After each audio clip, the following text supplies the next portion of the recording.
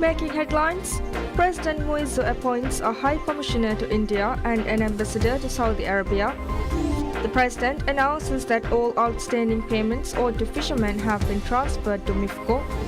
And the Committee of the Whole House approves amendments to the Acts to increase tourism taxes.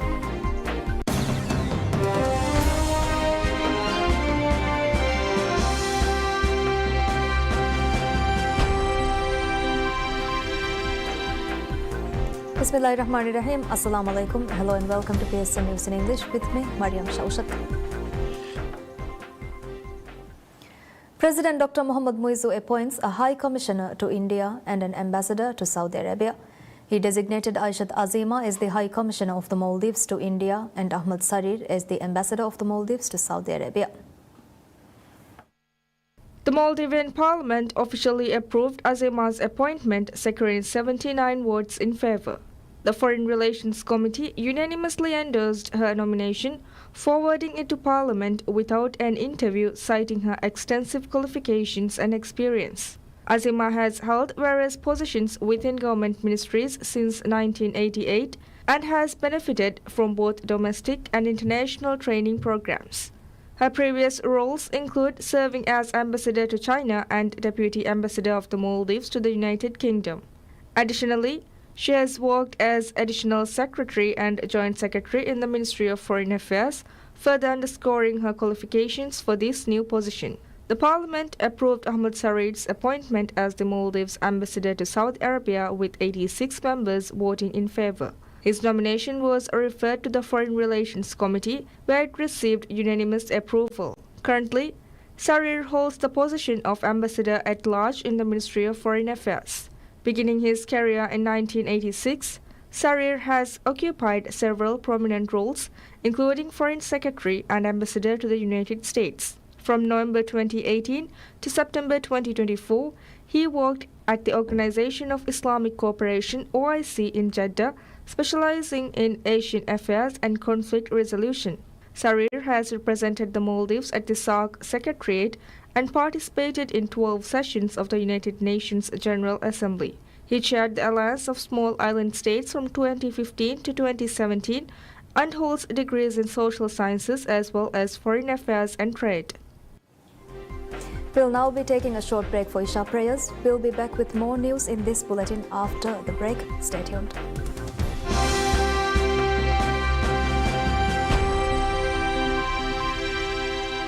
Renumva gedoreri kama huriha kame yagin kama ki gaam wegen daane gawmek kam gabul kuruma awun men emmenna ki divesaka viti fahureri wa baykamuga awun men gabul kuran jehewaru baykam gabul kurum ei awun men gazuma kam yadwaambi divehinge minivan kamuge radrongu awundu damani wara falakoshe e radronguge eteriyaka hama evves bayaka wanumuge hagge nonnane ekankolmuge fursate hama hila iradu kaviya nudename eterega tibi baykaviya iradu kaviya beru quraname amala baha iradu kaviya awunduge abadu istimawana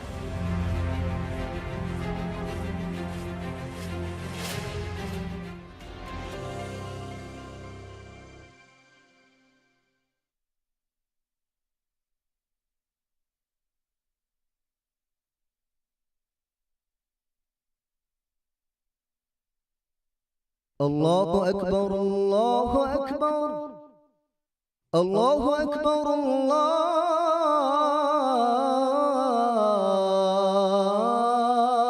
الله أكبر أشهد أن لا إله إلا الله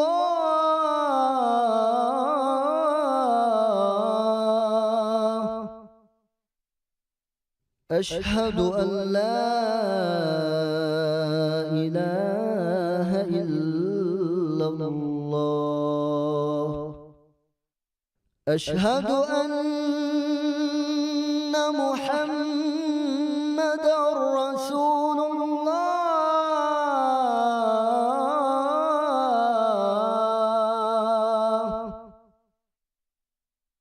أشهد أن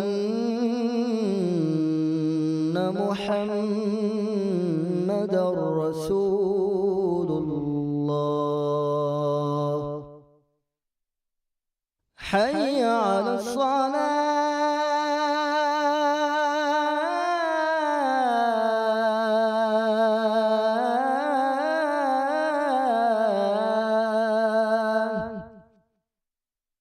حي على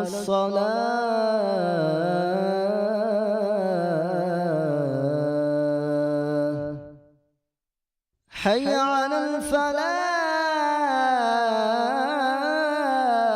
الفلاح حي على الفلاح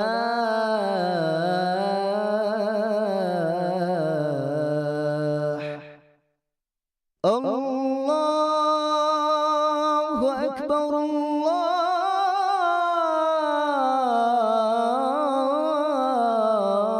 الله أكبر لا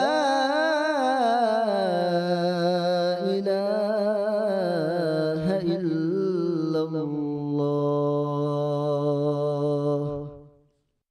اللهم رب هذه الدعوة التامة والصلاة القائمة آت محمدا الوسيلة والفضيلة والدرجة الرفيعة وبعثه مقاما محمودا الذي وعدته وارزقنا شفاعته برحمتك يا أرحم الراحمين وصلى الله على محمد وآله وصحبه وسلم والحمد لله رب العالمين.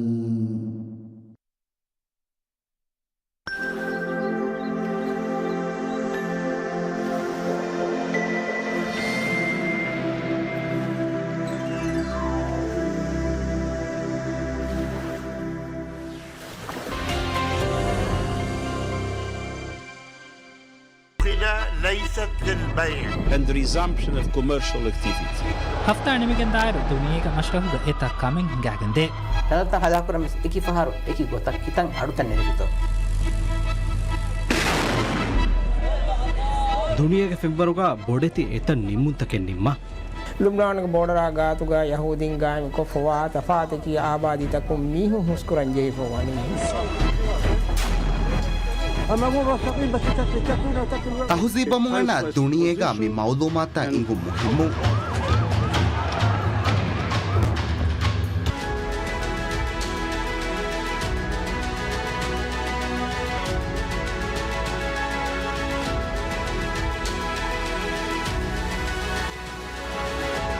ಹಫ್ತಾಗೆ ದುನಿಯೆ ಹೊಣಿಹಿರು ದುವಹುಗೆರೆ 22 ಕಡಿ ಸುಮ್ಮಿನಟುಗ PSMNEWS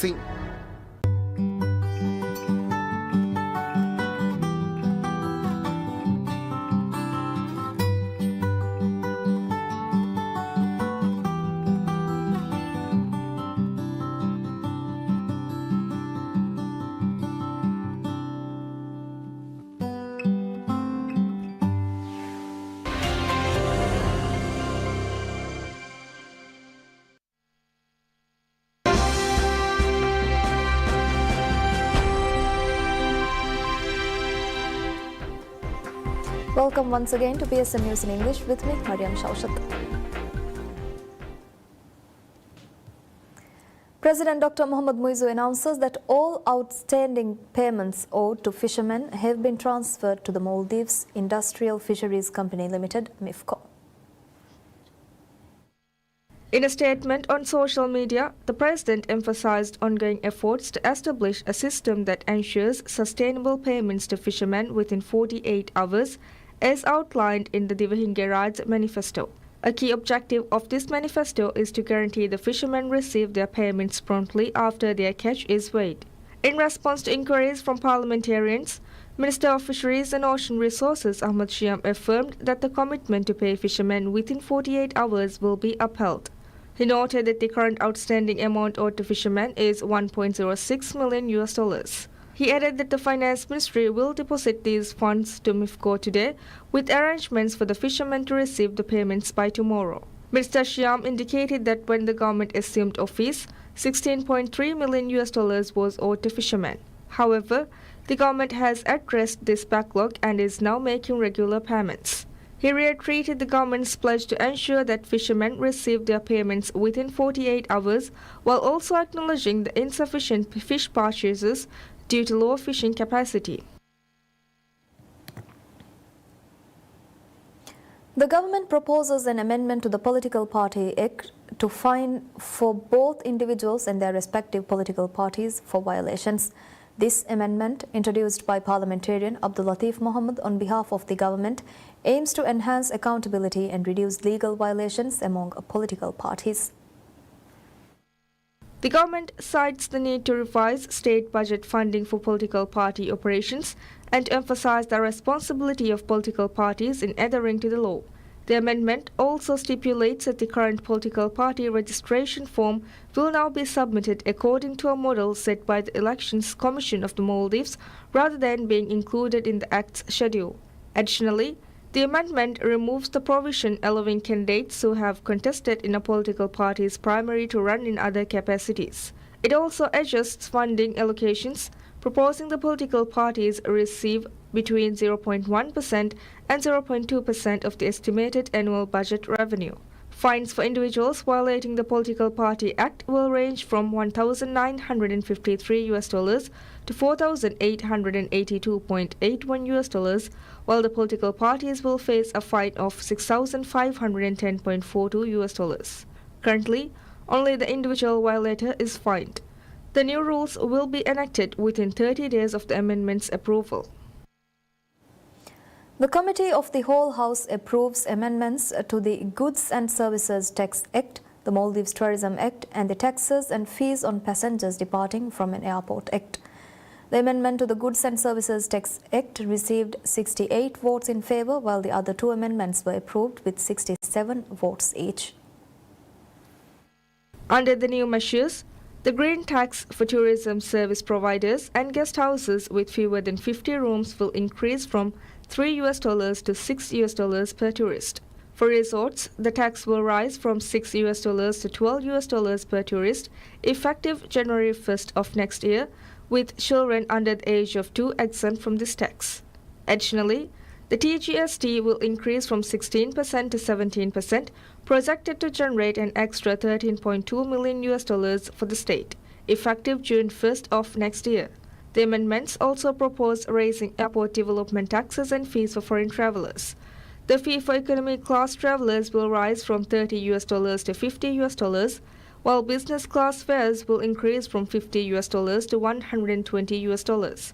First class fares will jump from $90 to $240, and fees for private jets will rise from $120 to $480. These changes are part of the government's fiscal reform agenda, with the Ministry of Finance estimating an overall revenue increase of $169 million. Attorney General Ahmad Usham discloses that the Auditor General's report on public expenditure over the past few years is expected to be completed within 2 weeks. He shared this update during a recent press conference at the President's office.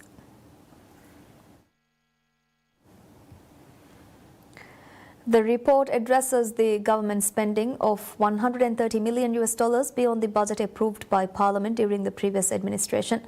The Attorney General has previously noted that while billions were expended, these funds were not properly accounted for in the Finance Ministry's system. Deputy Attorney General stated that a decision on the findings will be made once the Auditor General's report is released, confirming that all necessary information is now in hand. Attorney General emphasized the government's commitment to rectify any mistakes in state account management and to amend laws to prevent similar issues in the future.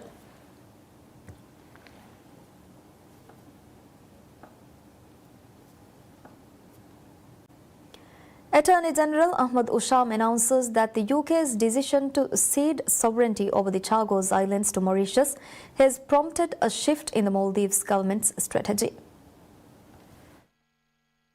Speaking at a recent press conference at the President's office, Attorney General Usham outlined plans to seek a review of Mauritius' decision at the International Tribunal on the Law of the Sea, ITLOS.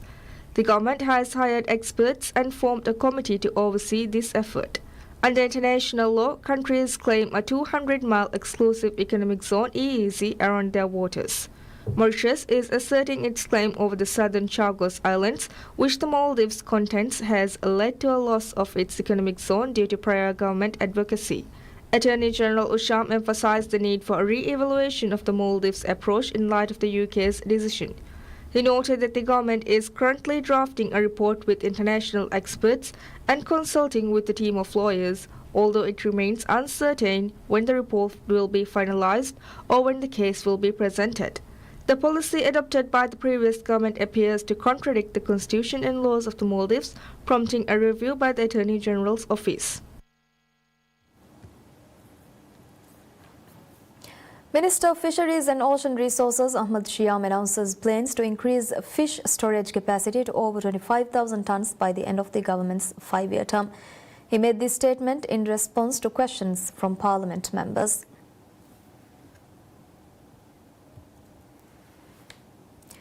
Minister Shyam highlighted that the main challenge facing the fishing industry is inadequate storage and collection capacity, noting that 47 years have passed since the Felivaru facility began operations. He reported that Maldives' current fish storage capacity is 8,500 tonnes and that efforts are underway to enhance this capacity. The minister indicated that they are working to increase the capacity to store fish worth $16.3 million, with hopes to exceed 25,000 tonnes by the end of the term. He also criticized the previous administration for not taking action to expand the Addu City Fisheries Complex. Additionally, he mentioned that funding from the Islamic Development Bank ISDB has been allocated for the development of MIFCO, with plans to increase its capacity to 2,500 tonnes starting early next year, targeting completion by the end of next year or early 2026. The fund from the Islamic Development Bank has committed $70 million for the construction of a new facility.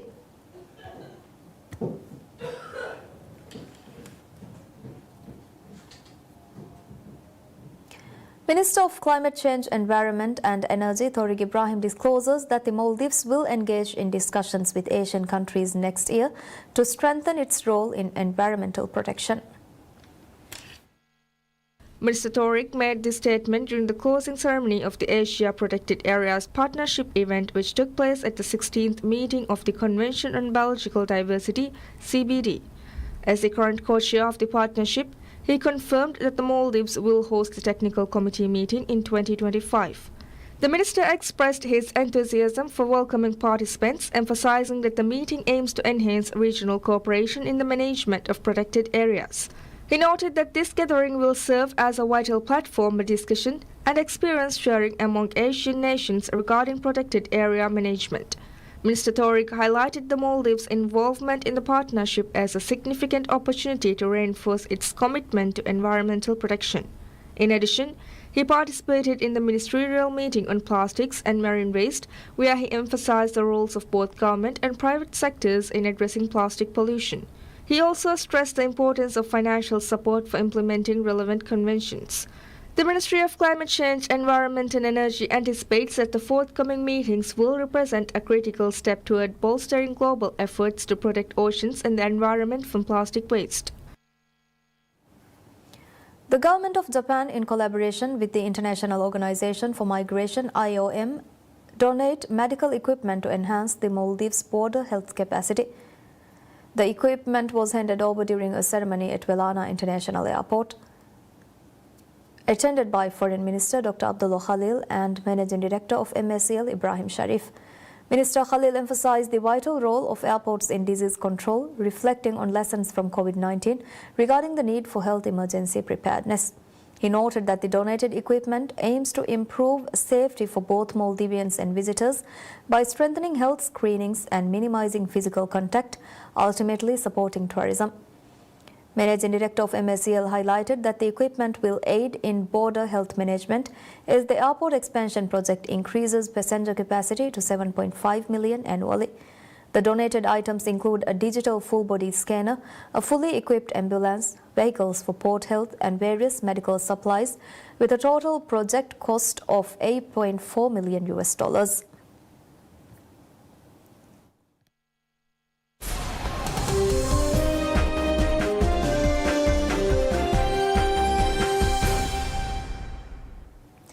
The European Union is set to impose extra tariffs of up to 35.3% on Chinese-built electric vehicles at the conclusion of its highest-profile investigation that has divided Europe and prompted retaliation from Beijing. Just over a year after launching its anti-subsidy probe, the European Commission will set out tariffs ranging from 7.8% for Tesla to 35.3% for China's SAIC, on top of the EU's standard 10% car import duty. The new rates will take effect now. The Commission, which oversees EU trade policy, has said tariffs are required to counter what it says are unfair subsidies, including preferential financing and grants as land, batteries and raw materials at below market price. It says China's spare production capacity of 3 million EVs per year is twice the size of the EU market. Given 100% tariffs in the US and Canada, the most obvious outlet for those EVs is Europe. Beijing has called the EU tariffs protectionist and damaging to EU-China relations and automotive supply chains, and has launched its own probes this year into imports of EU brandy, dairy and pork products in apparent retaliation. It has also changed the EU's provisional measures at the World Trade Organization. European automakers are grappling with an influx of lower-cost EVs from Chinese rivals.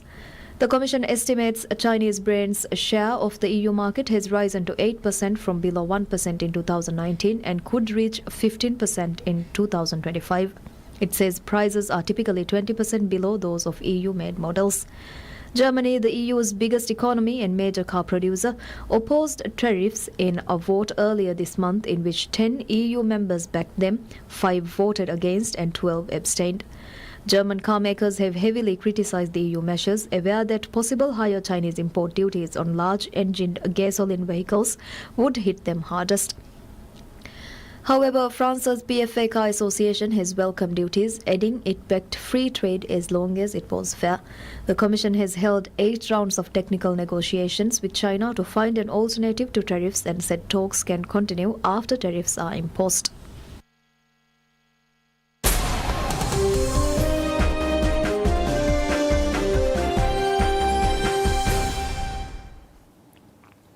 A Malaysian court ruled that the jailed former Prime Minister Najib will have to defend himself against more abuse of power and money laundering charges in another trial over the multi-billion-dollar scandal at state fund IMDb.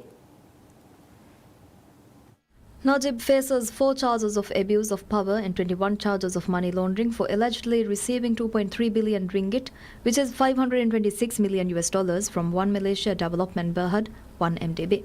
He has pleaded not guilty. 4 principal charges and 21 AMLA charges. Now, the court has found that the prosecution has proven a prima facie case in respect of all the charges.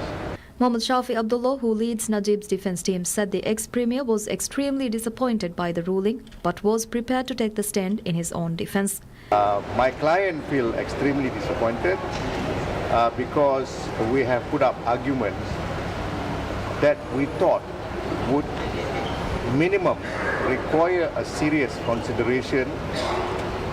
That's number 1.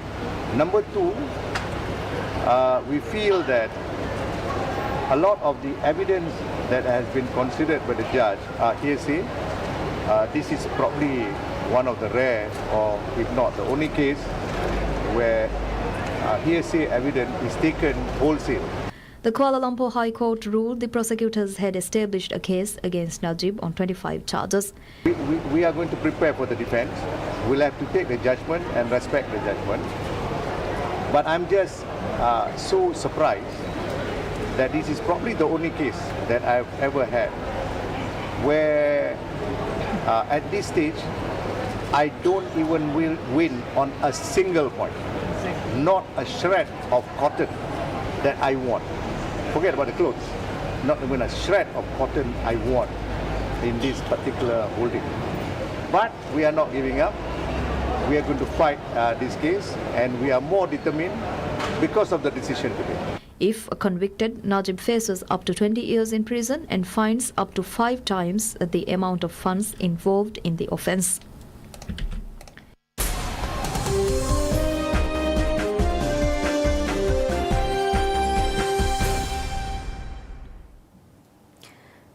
York native Anthony Volpe smashes a grand slam to keep the Yankees World Series hopes alive as the Bronx Bombers bludgeoned the Los Angeles Dodgers 11-4 in Game 4.